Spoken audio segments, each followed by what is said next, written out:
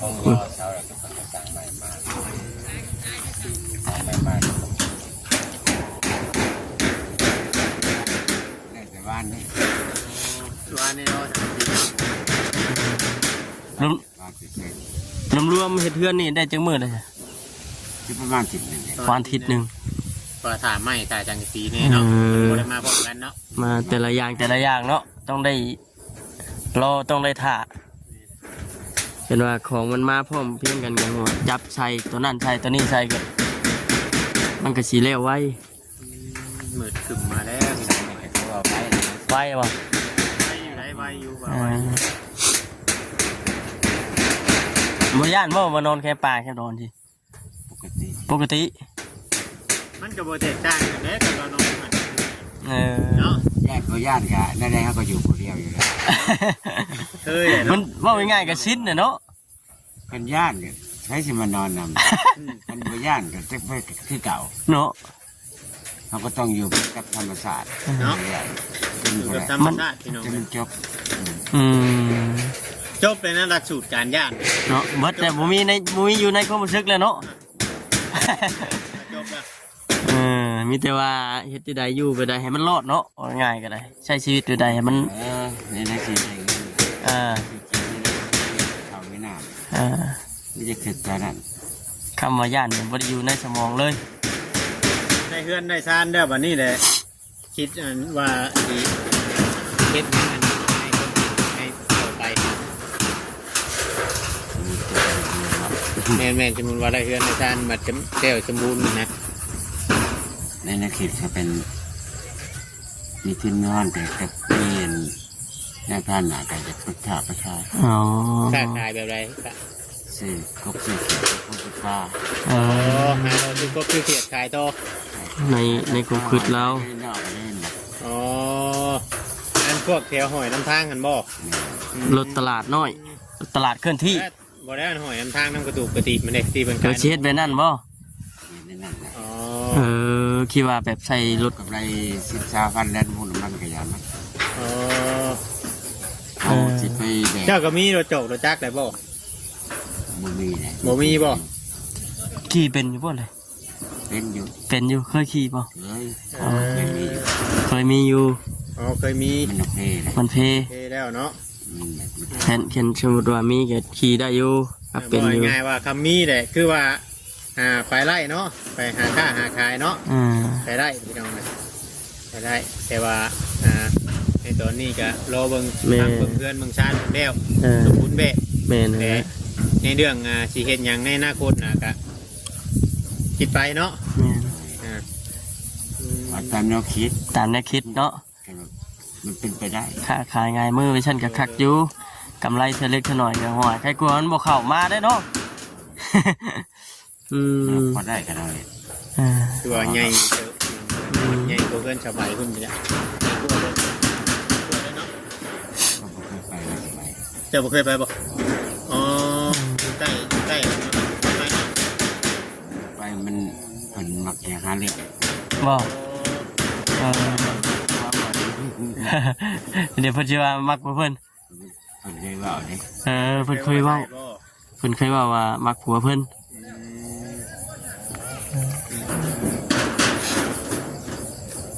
ถือว่าช่างกระจังนะช่างผู้เฮ็ดเฮือนชาวไร่ได้เนาะชาวไร่ตัวได้ใหญ่กว่ากันตัวนี้ใหญ่เนาะเฮ็ดยังให้ช่างเพิ่นกินมื้อนี้เฮ็ดยังให้สร้างเพิ่นกินมื้อนี้โอ้ทั้งอัน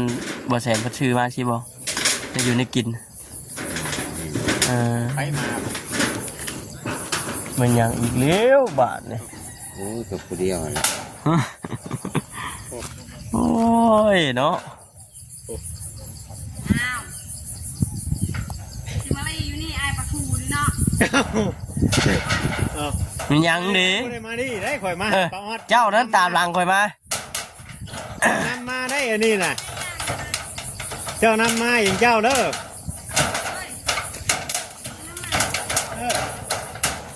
ดีมากสบายดีที่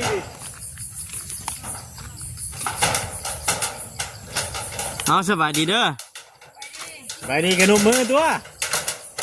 ไปนุก เจ้านะ ก็ไม่ได้หนกจ้ะ คือบ่หนูบ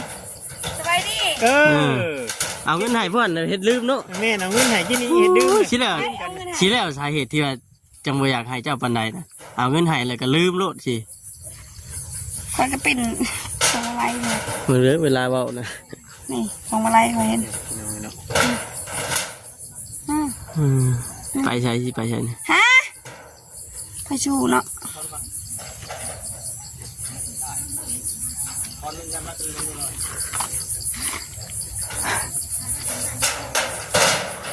ไปเยอะเนาะ มาเด็กเราเคยมาจะเคือได้มา มื เฮื ด อน ฝ บอน ล มาเลยเด้อพี่น้องเอ้ย ฮะเคยมาจะเคือได้มาเฮือนบอลเรื่อยบ่เอามาจูบกล้องบ่คำบัน เนาะ เราจะจูบกล่องเนี่ยไม่ได้จูบคนเนาะ บอกแล้วให้วิวให้วิวบางปังเด้อ บอกด้วยเว้าด้วย บอกอยู่ยังเถื่อมันปังที่โปน้ำ บ เนี่ย อเป็น เว้าลูกดู ให้วิวบางปังเด้อให้ประตูเอ้ยอยู่ว่าอยู่ ไอวิวปังปังบอประตู เว้าจับเจือแน่เว้าน่ะ ให้วิวปังปังบอประตู ให้วิวอันปังๆเด้อ ให้วิวปังปังเด้อ อ่า ให้ประตู ไอปลาบู ได้ ไปแล้วบัด ไอปลาบู โอ้ยเนาะ คอยเจ็บได้คอยเจ็บเบิ่งดูนี่ เบิ่งหยังเนี่ยน่ะ ฮะ ไม่บวกไม่ลบเจ้านะ ด้วย ให้เบิ่งไม่บวกไม่ลบไปเลยโอ้ยเนาะ เห็น โอ้กลางมันใหญ่กว่าผู้ชายเนาะ ปลาศกกันได้จ้ากับคอยไปสิไปฉันจะปลาผมอยู่แล้วไง เอ้ยเนาะพี่น้องเนาะที่ตอนนี้ก็มาอัปเดตเบิ่ง ศกกัน เรือนของป้าออดเพิ่น แม่นศกลิ้น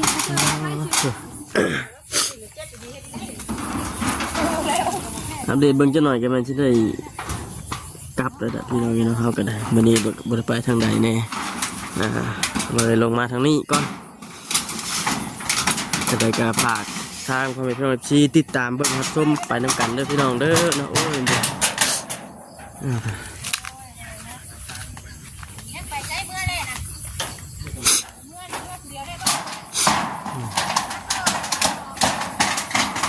โอ้ทุเกือบพอแตนพี่น้องเอ้ย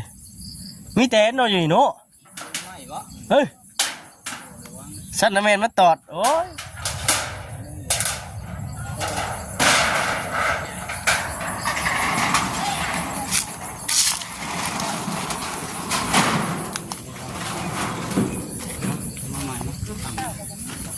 ป้าออดเราเลี้ยงกันสัตว์ไว้อย่างนี้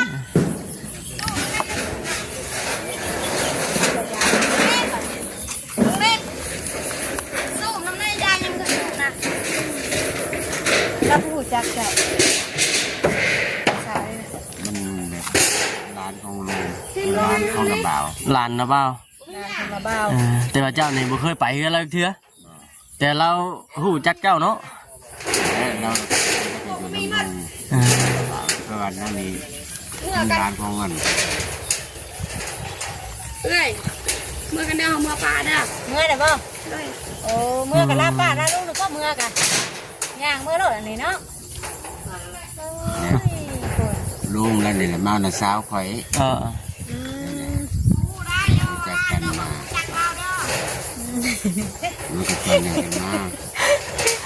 คือชาแล้วแล้วเป็นคนนั่นนี่อยู่ได้วเนาะอืม คือว่าแหละทั้งเราเป็นแบบนี้กับชุมเจ้ากับบริษัททรายยังรับเป็นบ่ ปกติ ปกติ ดีเนาะแต่ถือทรายแล้วว่าวันนี้มันก็คือว่าแล้วจะหนักว่าเอานั่นเป็นคนอันเดียว ว่าเอาง่ายก็รักนี้ถึงอัน แม เนาะ น ก็เลยมีปล่อยตามลมแล้ว ที่ว่าได้กันสิให้จะ กับสิให้มันจะความให้แม่นบ่ เจ้าหน้าที่ให้ จะสิให้แบบใดได้เนาะเฮา พ บ่ อดี จะ กับ ค พ วา อ ม ดีเรามัดเอาซื่อ โดยเนาะ ๆคือที่มันกับจางนี้แล้วกับประแกงไข่สีน เออ แม่นความ ไม่ใช่แหละ คือว่าได้เนาะ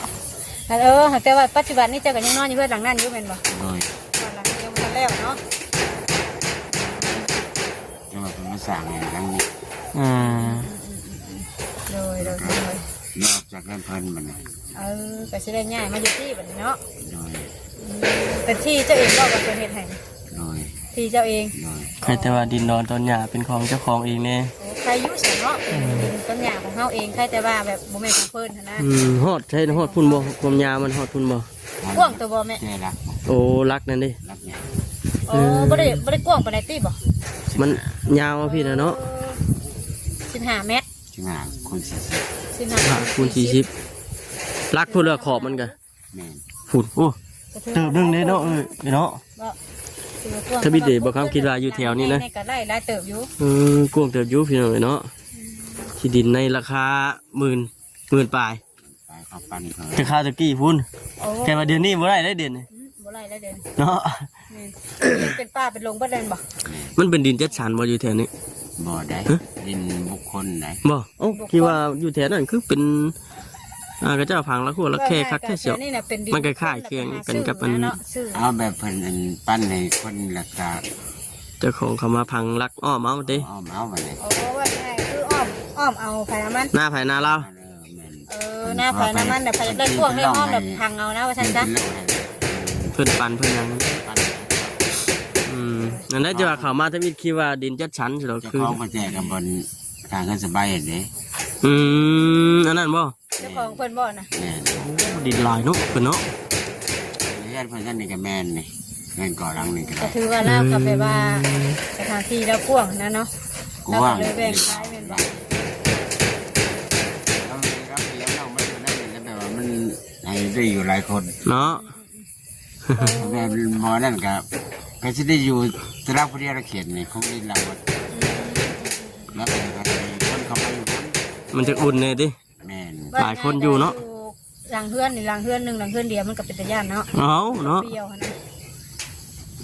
แม่นฉันนี่ก็ได้ฉันนี่ก็แบบว่ามันก็มันเป็นที่แบบว่าคือห้างอยู่แบบนั้น มันก็สิบ่มีความเจริญ แม่นนะ โดยมันก็ต้องมีแขกคนมาอยู่เนาะต่อไปเนาะสมมติว่าเนาะ อันนี้คือทางอยู่ในจุดนี้นะแม่นนอกบ้านบ่เช่นเข้าไปในพุ่นน่ะแม่นในบ้านบ่สิชุดบ้านแล้วจังดี โมเมนต์ เนาะ ชาวไวเมื่อแต่ทั้งนั้นก็สิเมื่อปะแล้วบอกพี่น้องไอ้คนน่ะขับรถบินแล้วพวก วันนี้ก็คือเพิ่นเมื่อแล้วน่ะ โอ้ทั้งว่าแสนได้เมื่อก่อนเนาะ เดี๋ยว แส เพิ่น น เอา ว่าแต่เศร้าคุณบ่แม่ เดี๋ยวเพิ่นเอาไปกินข้าวบ่เลยมาขามป้อมลายบ่ทางนี้คือว่าเห็น สินี่แล้วคนไปหาได้ ได้ผู้อื่นแล้วนี่สุดยอดเด้เรามากิน ฮะ อะไรเจ้าแห้งมักกินมะขามป้อม แม่นรถขามป้อมมีแบบดีตัวสุขภาพเนาะเวลาเขาไอเขาอย่างน่ะดีได้พี่น้องเลย กินเยอะ นี่ถ้วยเห็นย่างๆอยู่บ่ล่ะ จะกินแล้วบ่เมื่อกี้นี่ ขอบใจละลาย กินแล้วเมื่อกี้นี่เฮาหน่อยเพิ่นสิมื้อป้าเฮาแล้วจ้านี่ใกล้สิแล้วแล้วโอ้ยน้องพี่น้องเนาะเพิ่นมาเฮ็ดให้แต่เฮิงว่านี่แม่ ประมาณ10 ประมาณ10นึงเนาะคิดเป็นยังจะอยู่ก็อยู่แบบ แม่น ต่างป้าต่างลงแบบอยู่แบบโดดเดี่ยวมาพี่น้องนี่เป็นไงมาซอยเพื่อนๆเห็นไหมสามีโอเคเลยใช่ไหมเนาะเป็นใจได้พี่น้องเลยเนาะมิตรมาสู้ๆแล้วแต่เด้อเขาก็สิได้กลับปะเนาะสบายดีแล้วแม่เด้อเนาะเฮ็ดดีเอง ตายบ่นี่ใช่ว่าเราซ้อมเบิ่งทั้งช่างนี่แหละบัดนี้จะหน่อยก็แล้วโมงแล้วล่ะพี่น้องเนาะ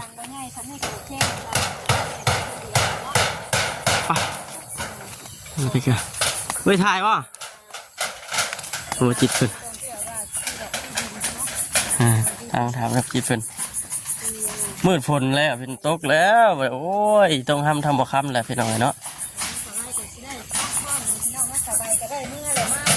มากยังไงนี่นี่ขอเปะกับกระต๊อบเก่าละ